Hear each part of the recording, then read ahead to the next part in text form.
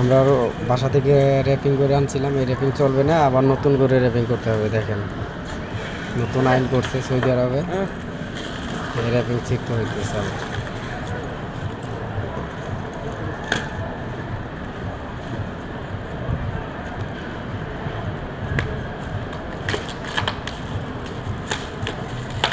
এই কষ্ট করে র্যাপিং করলাম, তারপরও চললো না।